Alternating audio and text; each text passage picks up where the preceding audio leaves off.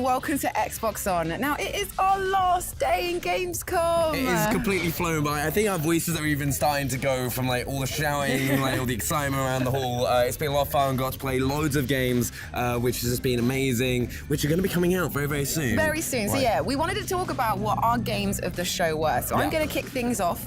I'm going to start with Cuphead. Cuphead? Yes. I don't blame you. Yeah, Cuphead. Now, I am crazy excited for Cuphead. I was, so happy at E3 when they gave us a release date. I got some hands on at Gamescom. So it's more, for me, it's the style of the game which makes it so unique. I love that it's got that retro feel about it. It's got that 1920s, like, proper, like, old school, Steamboat Mickey, like, that sort of style to it. So, visually, there's nothing really like it at the moment. It's incredibly unique.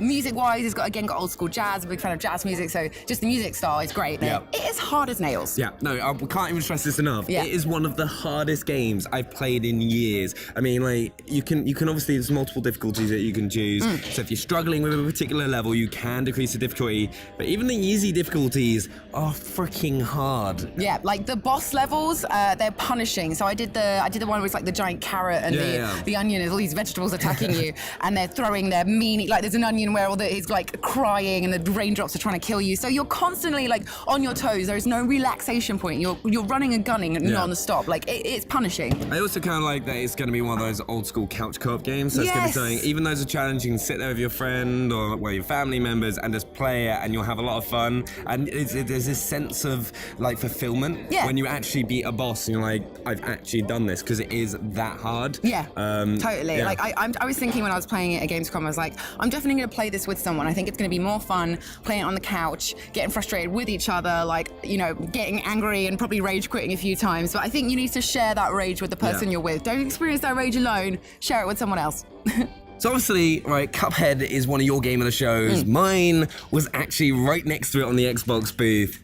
PlayerUnknown Battlegrounds. It's obviously been a game that everyone's been talking about. It's been on PC for a while now. It's kind of taken the gaming world by storm. Massively so. It's so popular. But it's now coming to Xbox One, and I was just there going like, I'm so happy right now, because even the short amount of time I had playing it in Gamescom, I already had so many amazing moments. Like there was this moment where I was just kind of running around trying to find a gun, and there was just nothing. Because you get that kind of, I think the big thing with it is because you're dropped into this world, bit like Hunger Games style, and you're just desperate for equipment. You're desperate to find a pistol, a machine gun, a shotgun, something that's going to help you. And you get these moments where all you can find is a pan. You can find any guns. So how long did you survive with just a pan? Not very long actually. I actually got run over by a car. I was like, all right, I've got nothing. You got run over? Why were you in the road with your pan? Well, because I was trying to find a gun, and I was just like, there was this tree, trying to dodge it, he had a gun, so I was just like, all right, he drove at me, tried to get under the car, got ran over, so. It's a sad ending for Benny Central. But on the plus side, I can't wait for it to come out on Xbox One, and I can try and win a few Battlegrounds. Yeah, I had to go on it too, and what it really struck me is how strategic it is. Like, if you I always thought maybe it's a little bit random, you drop in, you just kind of hope for the best, maybe you'll get a winner chicken dinner, but it's very much, finding the right place to drop so you can get the best sort of spawns. You need to get down to the earth as quick as you can, because obviously once you're down and you're landing with other people, they're probably going to try and punch you to death. And then obviously using the right equipment, the right weapons, like it's really strategic. Yeah, and there's so many different ways you can play the game. You can kind of go all gun-ho and like kind of fight, go for one of the popular areas like the school, where it's just going to be a huge firefight, or you can kind of go for like a little rural village on the corner, play the slow game, kind of like hiding around trees, kind of hiding in foliage, stuff like that. And that's what's amazing, that you've got so many different play styles. Obviously they had the Invitational here as well for like competition, so it's kind of exciting to see where it's going to go. I can't wait to get more hands on with it, and hopefully, I can get some chicken dinners myself, though I doubt it's going to happen that often, sadly. So the next game I wanted to talk about, I had to go, you were sitting with me, watching me play, was Assassin's Creed Origins. So everyone knows how excited I am for it. We got a little bit more playtime with it, and we had a good time. Like we went up pyramids, we did some pyramid slides, we explored a tomb. It was crazy fun. Yeah, and the thing is, there was so much more to it, which is what I really like, especially with the combat, because obviously Assassin's Creed is 2 years off, and now with Assassin's Creed Origins, they've completely reworked it in terms of like the movement, the actual combat system, kind of. I really liked it as well when you were able to like put multiple arrows onto your bow and then kind of like take loads of people out. But the tombs for me in the pyramid was like the highlight, is because it's that Tomb Raider style, which I really enjoy. We struggled a bit though. I think maybe you arguing with me. Blame Gamescom tiredness for the fact, like that last puzzle with the trying to put the weights on. We may have not got help from someone who works just at like Ubisoft. someone behind us was going like, you need to go into the other room. I almost ran past all the treasure after all that. I was like, I was just excited to have got to the end of it. Didn't even pick up my treasure. You got your skill point off the glyph, and then we're like, okay, I'm just gonna, just back away, leave a little bit, and it's just like, no, turn around. All of the treasure. So, I mean, if you're a fan of Assassin's Creed, I really think that this is the game that if you've maybe gone off a little bit with the series, if you thought maybe it's got a bit stale, this is the game that I think is going to bring it back. It's totally, like you said, the combat is much more sort of tactical in the sense that there's more dodging rather than just counter-attacking. Obviously, the setting is gorgeous. Exploring ancient Egypt is Bayek. Especially in 4K as well. Exactly. It looks stunning. It is such a beautiful game. Yeah. Oh no, I was also thinking, because you were talking about missing all the treasure, is what I really liked is actually that whole loot structure and kind of gear system as well. So obviously you're constantly going to be trying to look out and improve yourself as you go along, get different rarities of equipment, better weapons. Like we got a really good kind of mace in that treasure chest. Yeah, we did some serious damage with the mace. But I think my sort of highlight was going up the pyramid, because that was the first time I'd done that. I was really curious to see how it worked. Obviously, you can't have you throwing yourself onto a barrel of hay or whatever, because it doesn't quite work with the pyramid with the whole sliding technique. Yeah, like even though you were like, when you got to it's like, I wonder how we're going to jump off it. It's like, no, just slide. Just slide. So it's definitely an art to it. Otherwise, you kind of grab onto the nooks and crannies. And then kind of like slide and dodge everything, which is pretty cool. Like obviously the worlds are so much. I really enjoyed the story mission we did as well. Yeah, exactly. And also in terms of just exploring and doing your own thing, we were talking to other people there playing the game, and someone else went under the water and got an arrow which is like machine, control yourself. It's like a sniper arrow. Sniper arrow, which sounds so cool. I'm glad we didn't get a go with it, but it just makes me even more excited to play the game when it comes out, because there's so much there that is just waiting to be discovered. October can't come soon enough. Yeah, and do you want to know what else can't come soon enough? Call of Duty. What a surprise. I'm sorry, I've got to fit it in. All right, obviously, me being me, I've got to fit Call of Duty in, and obviously World War II is everything we've been wanting for ages. Like, we're going to be getting our hands on with the beta as well on the 1st September on the Xbox One. So I genuinely cannot wait just to kind of sit there all weekend, play an absolute ton. We got a sneak peek as well at Gamescom, which was really cool, and actually seeing like trying out divisions, trying out the new weapons like the STG, the Pipush, or the Pipush, or whatever it is. You know what I'm on about. Yeah, like, too excited to even say words. All the score streaks. I think it's just going back to traditional movement as well. I think it's just the Call of Duty we've all been waiting for, and like the team at Sledgehammer have done such an awesome job putting together, listening to the community as well, and kind of getting feedback and taking that on board so they can make the best Call of Duty game possible. Because obviously for the past 3 years we've had that advanced movement. Sledgehammer brought in advanced movement with Advanced Warfare. Now they're going back to basics, scaling it back. Yeah, back to boots on the ground. Listen to the community and what they wanted, and I think it's going to be everything that we've wanted. So obviously we had a new map. What did you think of it? I absolutely loved it. Gibraltar, it's kind of going back to that traditional Call of Duty map lane style as well. It's 3 lanes. You always got multiple choices wherever you are on the map, so you can kind of change. Like you're fighting over the middle lane, which is that kind of bridge over the top where you can kind of get an overlook on the right and left hand side. And then you kind of got that low bridge on the right. And I think that's the thing that Sledgehammer have done really well as well. From all the maps I played, we played Pointe de Hoc and Ardennes as well. Pointe de Hoc was more of a kind of a circular map where you kind of would just rotate around, more of an arena style. And then Ardennes and then Gibraltar, more like 3-lane system, which worked really well for game modes like Domination and Hardpoint, and it just flows really nicely. And I think they're gorgeous looking maps. Yeah. And what about War Mode? Obviously we've got to go on War Mode as well. What did you think of it? Yeah, so it's obviously War Mode's a brand new mode to Call of Duty. It's not been any of the previous games. It's kind of more objective based. So what I really like about it is it's looking back towards Battlefield. Where in operations, even if you're not the best player in the world, you still feel like you can help. Oh, I was saying, like, I'm not the best player in the world. Wait, your hands up. You're asking a question? It's like, what's going on? No, that's me. No, but I was just like really confused. I was like, okay. But no, even if you're not the best player in the world, you have the ability to hop in and help out your team, whether it's just kind of rushing and playing the objectives, or you're just building the bridge while everyone else is giving you cover fire.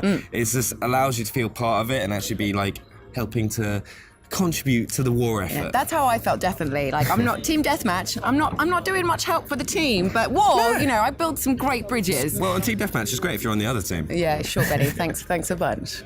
So obviously we've talked about some pretty big series games. I want to talk about a brand new IP, which totally blew me away. Really was not expecting it. So Biomutant. Yep. I kind of went in there not knowing that much about it, just saw a presentation, and I cannot wait for it. I'm so excited. So basically, obviously, there's a lot of open world games. Yep. And it takes something slightly unique about an open world game for us to get our attention. Yeah. So it's basically a post-apocalyptic world, but it's all animals, right? And there's different tribes with different sort of animal leaders, and you play this sort of raccoon kind of creature. He's back. Space raccoon. Oh, Jeffrey, the raccoon. He's back. He's moved into another game. Yeah. So you play Jeffrey basically, but you can customize him and make him, different fur, different size, hench or small or kind of thing. Jeffrey's more of a hench raccoon. He's a hench raccoon. So you go through this world, basically taking down these tribe leaders, and as you go, you get mutations. Yeah. So you might be able to telekinesis, pick things up with your mind and attack something, or those kind of mutations. They've told us, I think there's around 30 different things you can kind of get as you go along, and also there's a lot of moral decisions as you go. So you can make decisions whether you're going to be like a good raccoon or bad raccoon, and that really shapes what happens. And the dev was telling us, you might want to become a leader of a tribe, or you might want to just kill all the tribe members. You want to work with a different tribe member. And as you're doing this and you're going along, it's all to save the planet, basically. Yeah. So the planet is dying. So as you go, you're helping to bring this, it's basically the tree, which symbolizes, the world. You're bringing this tree and helping this tree. So everyone will get a different ending depending on what you do and how much you help the tree and the world come back to life, basically. So obviously you're going on about making decisions and stuff, and like killing all the tribe leaders. Yeah. How do you go about killing all the tribe leaders? What's the combat like? Right, so it was actually quite interesting. So there's no sort of, like left trigger aiming or anything like that. All the fighting is done on face buttons. And they described it as Kung Fu-esque. So yeah, it's like, to put it into a sentence, it's a post-apocalyptic open world Kung Fu style fighting game where you play as a raccoon. Like that's definitely a unique concept. Point. Yeah, so basically they're saying you can sort of mix it up as you go. The combat is very fluid. Yeah. There's no sort of, stopping and aiming right if, get the headshot or whatever. It's very quick paced. And then obviously you bring the mutations into that, like the bit that we saw, he put the raccoon, use his brain to get a box and smash it into the tribe leader and things like that. So as you incorporate your mutations, you become stronger. And there's also loads of mechs as well. So we saw the raccoon running along on this hand thing. I don't even know how to describe it. It was like from the Addams Family. It was great. What, like a creepy little car band? It's like, move along. So he was controlling this hand thing. So yeah, you get mechs as you go. I know what I'm saying now is just a blur of really strange words, but as exciting as it was just very random, very unique. I went away from that thinking, yes, this is a new IP that I cannot wait for. So that's coming sometime next year. Talking of open world games, Middle-earth Shadow of War has got to be one of my favorite games from Gamescom. Yeah. Honestly, I'm so excited to get my hands on it. It's not that long to go now, but they've just added so much from Shadow of Mordor. Because you were a huge Shadow of Mordor fan, right? Yeah. I blitzed. I got all the gamer score, kind of excited. But honestly, the stuff they've added, like the fortress battles, where you're attacking the fortresses and kind of being in those big scale battles, which I watched the films as a kid, it was just you'd love to be involved in that in some way, in on a video game. And this is kind of bringing that to reality and bringing it to life. And then the depth they've done with the Nemesis system, where you've got singing orcs and orcs different personalities. They're playing instruments, like playing guitars. Yeah, and things like that. just get killed by a guitar. It's just it just sort of happens. As you do. Yeah, it's a bit sad though when you're I actually just got killed by a guitar. It's heartbreaking, but also the Balrog as well. That is just one of the biggest iconic figures in Lord of the Rings, and I feel like he wasn't utilized as much in the film.